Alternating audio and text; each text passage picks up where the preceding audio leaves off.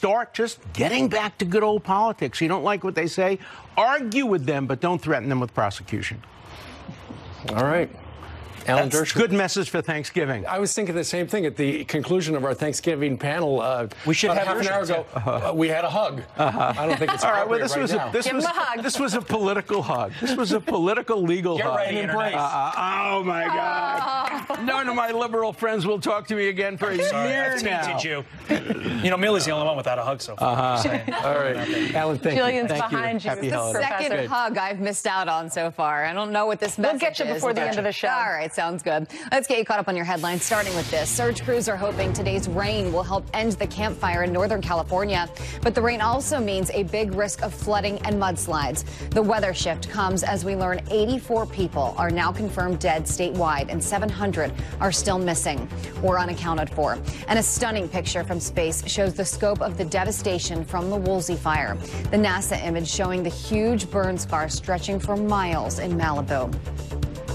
Acting Attorney General Matt Whitaker spending the day in New York City today. This morning, he'll speak to the Joint Terrorism Task Force and discuss national security efforts. After that, he will tour the mail distribution center at JFK International Airport and give remarks on ways to combat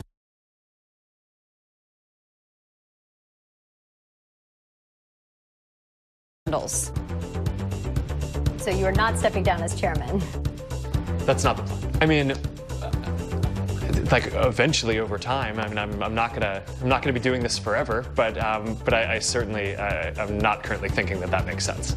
Zuckerberg also praising his company's COO, Sheryl Sandberg. He says he hopes they'll continue to work together for decades. Final preps are underway for the Macy's Thanksgiving Parade here in New York City. The giant balloons will be blown up tonight, but strong winds could force them to stay grounded tomorrow. Thousands of federal and local officers will be on patrol during the parade. Explosive sniffing dogs will also be on hand. Police say there are no credible threats, but it's always good to be safe than sorry. Yeah, absolutely. All right. Keep your eyes open. If you see something, say something. Indeed. All right. Coming up on this Wednesday, the Thanksgiving travel rush is on. Today's the busiest travel day of the year. Airports across early, but lines are starting to build at airports all across the country this morning. Turkey Day travel well underway as millions of Americans take to the skies for the holiday weekend. So exciting. Camille Amiri from our affiliate in Detroit is live at the Detroit Metro Airport with what to expect if you're heading out of town this morning. Good morning. Is it starting to get busy? Good morning. It is really busy. We've been here since like 4:30. It was real quiet at first. It was real zen, and then it just exploded. That's a terrible word to use, so that's not what I meant to say. But as far as people goes, so many people, crazy, crazy, crazy. We're seeing long lines everywhere. But the good thing about it is that everybody is smiling. Everyone's happy. They're in a good mood. They're willing to talk to us. A lot of people don't want to talk. They're in a rush. They're like, get the camera out of our face. We talked to one lady who is going to Disneyland for Thanksgiving. We talked to someone else who's going to Atlanta, 65 degrees and sunny. I think we could all get behind that. And then we met this guy who has not been on an airplane since he was 5 years old. He's probably about 22 now. He's flying by himself. He's going to Boston to see his girlfriend. He was nervous to say the least, but he was in good spirits. We've got really good weather here. It's cold, but we've got clear skies. We have no delays at all, no cancellations. So, of course, we're just telling everybody the best advice we can give people is just to leave early because they will be dealing with long lines for sure. But everyone's in a good mood. Everyone's ready to celebrate Thanksgiving. It's a holiday that everyone's excited about. And that's pretty much the story from Detroit Metro. This is one terminal. This is the McNamara terminal. This is the Delta hub. And then we have another one, the Smith terminal. I can well imagine that it is just as busy there. So that is the story now from Detroit. I'll send it back to you in the studio. All right. Thanks, Camille. I love the guy who is willing to fly, put aside his fears for love. I feel bad for him. He hasn't been on a plane since he was 5. It's a horrible experience. You're going to be sorely disappointed, sir. Oh, really? No, when he gets to his lady, he's going to be happy, but flying, not fun. See, I enjoy it. Wow. Yeah. Really? Unless they're long lines and delays. But other than that, I have a good experience usually. But we know going in, today is the busiest travel day of the year. So just expect lines. There are going to be lines, but eventually at the end of the day, God Hopefully willing, it will you'll flow. be there. That's right. All right. Thanks for joining us on this busy Getaway Wednesday. And look at this. Hundreds of caravan members are waiting at the southern U.S. border, but some in the media are barely covering the threat. The next guest is the daughter of a legal immigrant and weighs in on it coming up. Plus, it's being called an assault on our democracy, the voter fraud plot involving the homeless that just got busted. Lily, she pretty much lives in her favorite princess dress. But once a week, I let her play sheriff so I can wash it. I use Tide to get out those week old stains and Downy to get it fresh and soft. You are free to go. Tide and Downy together. Every morning, my first thought is, what part of me is not working today? Your boat's slowly sinking. Your boat is slow? I'm like when the Titanic was pointing up. A man your age shouldn't be alone. It's not natural. It'll make it hard to be your friend, Norman. Where are you going? The bathroom. Again? Are you counting? You're closing on the double digits. Appreciate your concern. I'll dedicate this one to you. Joseph A. Bank's Black Friday doorbusters start Wednesday. Save up to 80% store-wide. All dress shirts and sports shirts, 3 for $99. All ties are buy one, get two free.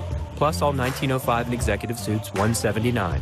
From stitch to store, that's the Bank way. If your moderate to severe ulcerative colitis or Crohn's symptoms are holding you back, and your current treatment hasn't worked well enough, it may be time for a change. Ask your doctor about Entyvio, the only biologic developed and approved just for UC and Crohn's. Entyvio works at the site of inflammation in the GI tract and is clinically proven to help many patients achieve both symptom relief and remission. Infusion and serious allergic reactions can happen during or after treatment. Entyvio may increase risk of infection, which can be serious. PML, a rare, serious, potentially fatal brain infection caused by a virus, may be possible. Tell your doctor if you have an infection, experience frequent infections, or have flu-like symptoms or sores. Liver problems can occur with Entyvio. If your UC or Crohn's treatment isn't working for you, ask your gastroenterologist about Entyvio. Entyvio, relief and remission within reach. It's a special The Five. Join the panel as they answer your favorite questions. I'm not going to say. Well, most of them. Catch a Can't Miss The Five, Thanksgiving. These folks, they don't have time to go to the post office. They have businesses to grow, customers to care for, lives to get home to. They use Stamps.com. Print discounted postage for any letter, any package, anytime, right from your computer. All the amazing services of the post office, only cheaper. Get our special TB offer, a 4-week trial plus postage and a digital scale. Go to Stamps.com/try and never go to the post office again. Millions of fans have made this show their rock holiday tradition. Trans-Siberian Orchestra, live in concert, presented by Hallmark Channel. Coming to a city near you. Go to tsotickets.com for info. Don't miss Trans-Siberian Orchestra's Ghosts of Christmas Eve.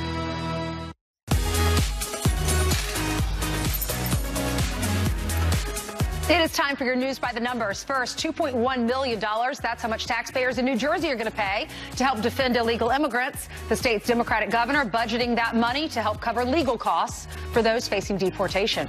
Next, more than 1,100. That is how many Americans renounced their citizenship in the third quarter of this year. That's according to the IRS, and it's a 20% decrease from the same period in 2015 under the Obama administration. And finally, $200,000. That is how much Tiger Woods and Phil Mickelson are betting on the first hole.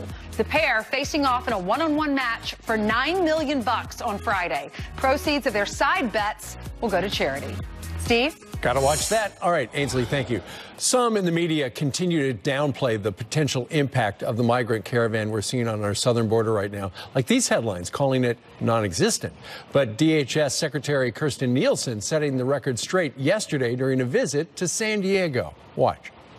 Some critics and media have stated that DHS is overreacting to the presence of a few hundred migrants that are thousands of miles or weeks away from the United States. I'm here to tell you today that the reality is that there are currently over 6,200 individuals camped out south of the U.S. border in Tijuana today as I stand here. The crisis is real, and it is just on the other side of this wall. The crisis is real, she said. So, as the thousands of migrants arrive at our southern border, some seeking asylum, are the media fairly covering the reality of what's going on? Here to weigh in is former U.S. Congresswoman and the daughter of a legal immigrant, Nan Hayworth. Nan, good morning to you. Thank you, Steve. Great to be with you.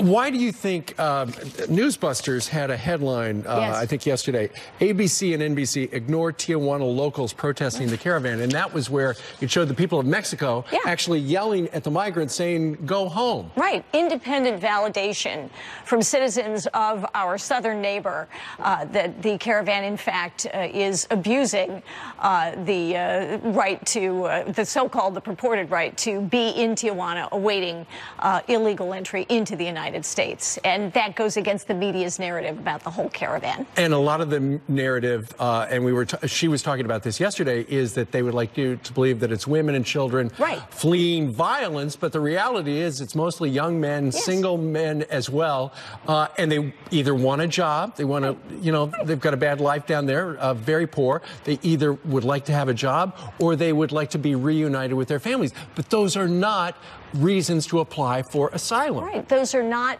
an existential threat based on an oppressive government trying to kill you, as is the case with Asia Bibi in Pakistan.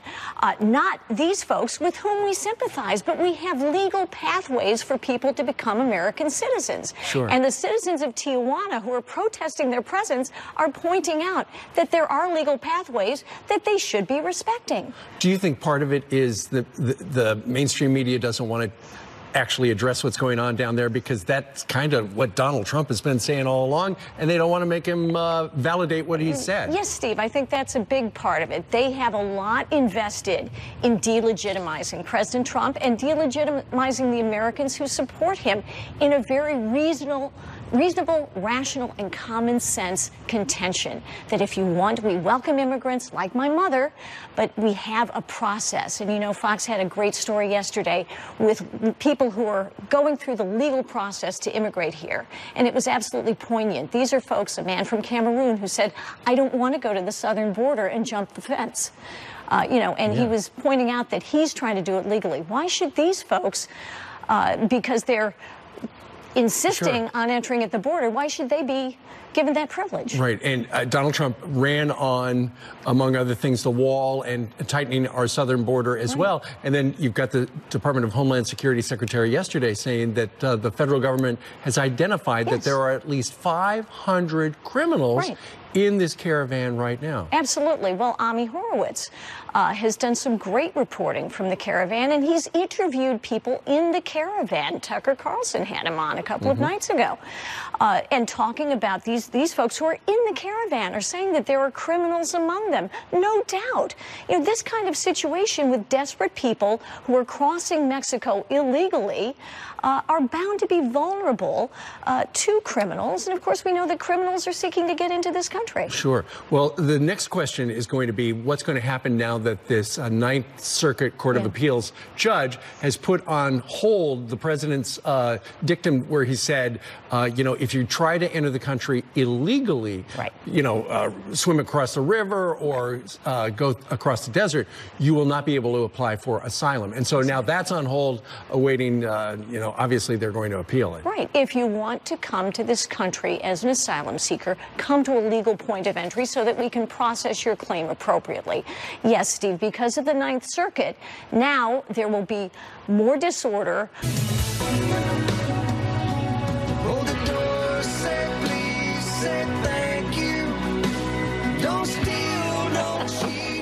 All the girls were all like, oh, Tim McGraw, I love that song.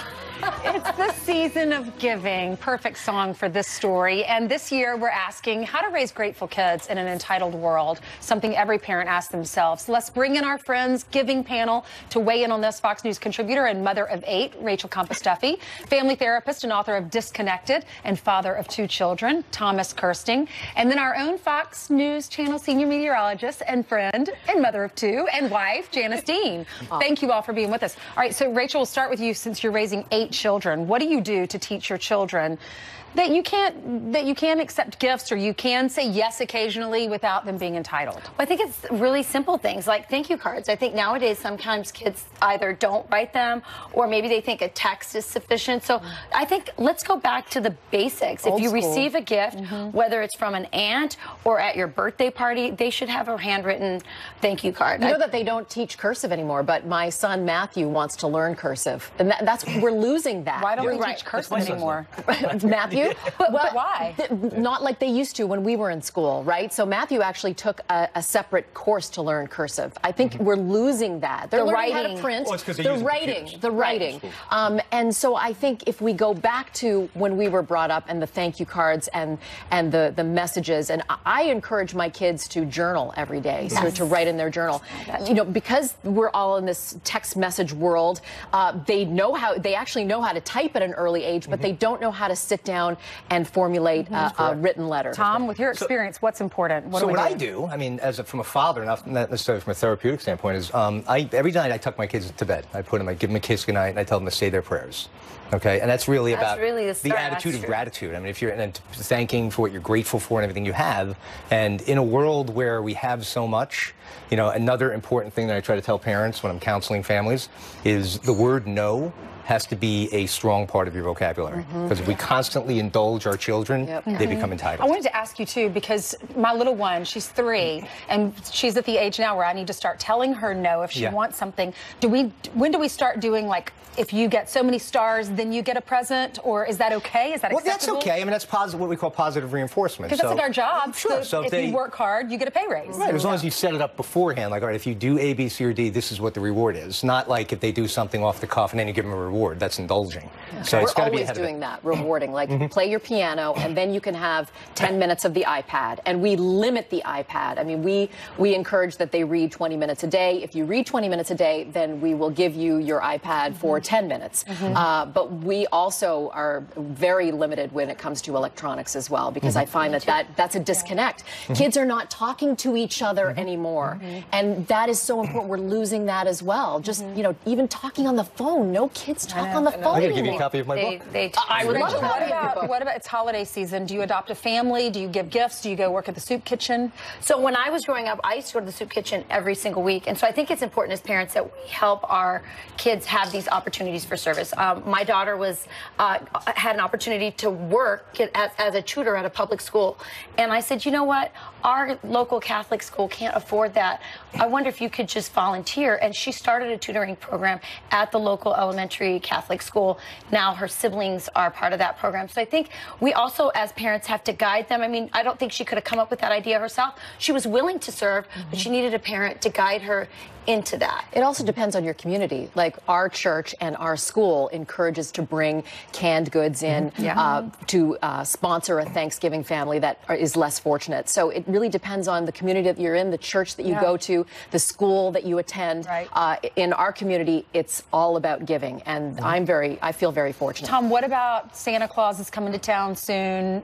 How many gifts should children get at Christmas time? Well, you know what? I mean, I don't know so much if it's about the quantity or really the gesture. I mean, I think we have to realize it's not so much about what the kids are receiving, but it's about the gesture behind it, you know, that's coming from Santa/parents. But, you know, we do see where you see some kids, they take photos and they post it on social media, some families, and it's like there's more presents than there is Christmas tree, right? You see like this much Christmas tree and this much presents. If there's so many presents, if your kids aren't grateful for what they got, then maybe they got too much. You know, I think that's what they say. What do you say to kids when they say, well, Tommy has this or Sarah has that, and I want that too? Be grateful for what you have, and don't compare yourself to what everybody else has. Be grateful for what you have.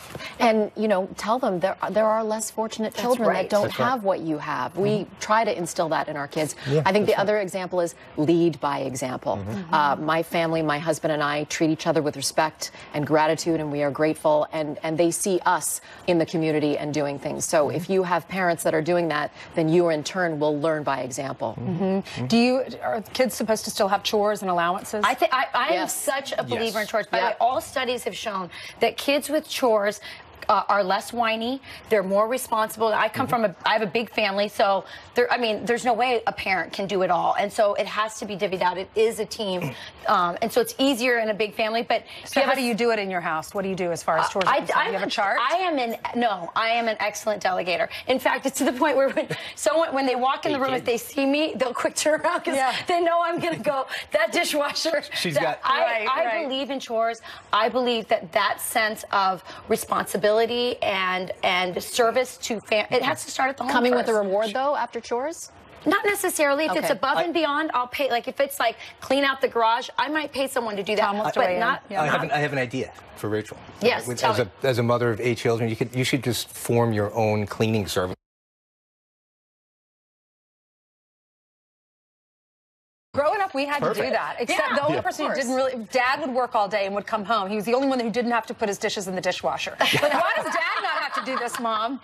But we, he had worked hard all day long. But we had to put our dishes in the dishwasher. We had to help unload the dishwasher. We had to set the table. Someone was in charge of doing the water glasses, and Mom really delegated. Am I supposed to do that when I come home from work? No, I'm kidding.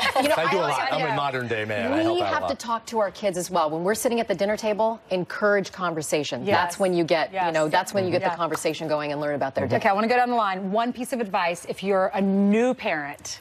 Go, Rachel. Oh, my goodness. Well, we have a Thanksgiving tradition. We have a tree. We get to have them get a little branch out of the backyard. They cut little leaves out and hang them.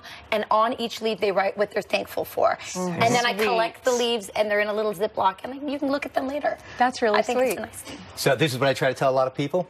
Teach your children the attitude of gratitude, what we talked about earlier. And that is very simple. It's every night before you go to bed, you go over the things you're grateful for. Could even just be the fact that you have covers to cover you. And then the first thing you do when you wake up in the morning is you think about what you're grateful for. Because now what you're doing is you're setting up yourself for a mental and emotional situation that's going to be empowering for the day. Janice? Connect with your children. My favorite part of the day is when we are in bed together and we're reading and they tell me about their day. It tends to be at night when they're going to bed that they tell me what's going on in school and they confess everything. So I think it's important to have that connection so that and they feel safe to tell you what's going on in their life. And last thing, give your child the gift of a faith life. I know you're doing that with your little girl, but I think it's the greatest gift you can give your child. I agree. Something bigger than yourself, and that's a higher being. Mike Theodore has his first Holy Communion coming up, and he told me the other day, he said, I've been waiting my whole life for my first Holy Communion. And I was just like, that is so great. My whole life. That is wonderful. And that just came out of, congratulations. They have the capacity for a spiritual life. We have to help them. Without a doubt. Oh, God Happy bless all of our children, right? May God bless them all and give them enriched, long lives. Thanks, y'all. That was fun. I love Thanksgiving. All right, let's hand it over to Jill. You know, some headlines for us. Hey, Jill. That was great. Thank you, guys. All right, let's get you caught up on your news right now, starting with a health alert. A college student is dead from the same virus that killed 11 kids at a New Jersey medical center. Olivia Pargol reportedly caught the adenovirus at the University of Maryland. Her father thinks Olivia's illness was worsened by mold problems in the dorms. The university is denying that claim. 5 additional students have been diagnosed with the virus, which has symptoms that are similar to a cold. An assault on our democracy. That's how Los Angeles police are describing a voter fraud scheme involving homeless people. 9 people are charged with bribing the homeless on the city's infamous Skid Row to forge signatures on ballots and registration forms in the 2016 and 2018 elections. Their reward, cash and cigarettes. Officials say they're confident the fake names did not affect any votes. And so much for Bon Voyage. Hundreds of people left stranded in the Caribbean after their cruise ship breaks down. The Norwegian Jade set sail in Miami for a 10-night cruise, but a mechanical issue with the steering system cut the trip short after its first stop in Puerto Rico. The problem could take days to fix. Flights and refunds are being arranged for passengers. And this is the ultimate domino effect. Oh, no. Incredible surveillance video showing a forklift operator bumping into a shelf, causing, as you can see, the entire warehouse to collapse in just seconds. Well, maybe the entire thing is a stretch, but you get the point. Shelves full of cardboard boxes falling on top of the driver and warehouse workers at the undisclosed location. Oh, it keeps going. Oh, my word. Oh, man. All right, it's unclear if anyone was hurt, though. The video was taken last year, but now it is going viral, and you can understand why. The guy in the forklift, hopefully he's protected by the forklift, because it all falls on top of him. And I hope he kept his job. I know. Poor thing. I know. That's a bad day at work. That is a bad day at work. Just saying, how do you keep your job after that, though? But it's just maybe just a mistake. The boss says, forgiveness. Sorry, I think we need to let you.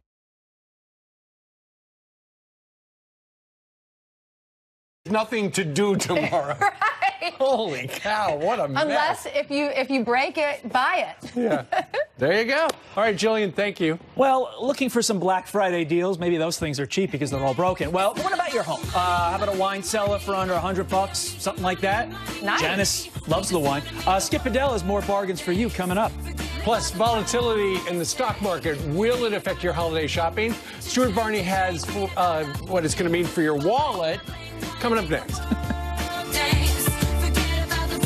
Right there on the screen, Dow dropping more than 550 points, erasing all of its gains for the year. What's it all mean for you and your wallet and your 401k as we head into the holiday? As you can see, Stuart Varney joins us. Stuart, is one of the reasons that the stock market went so far down is the suggestion that the Federal Reserve probably going to tighten rates again and again and again, and we just can't take it? Look, there's all kinds of reasons for this particular stock market decline. The big techs have come way down. There is the threat of higher rates from the Federal Reserve, and there's the whisper about a recession maybe at the end of next year. All of that's on the sidelines. Your question really is, will this market sell-off affect the holiday selling period? And my answer is, no, it will not. We're heading towards a record break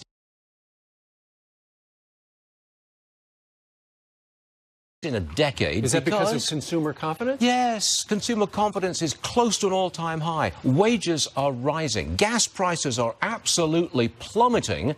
That puts more money in your pocket. And the economy is growing at a roughly 3% rate. That's not the point where you get a decline in holiday sales or even a mediocre holiday.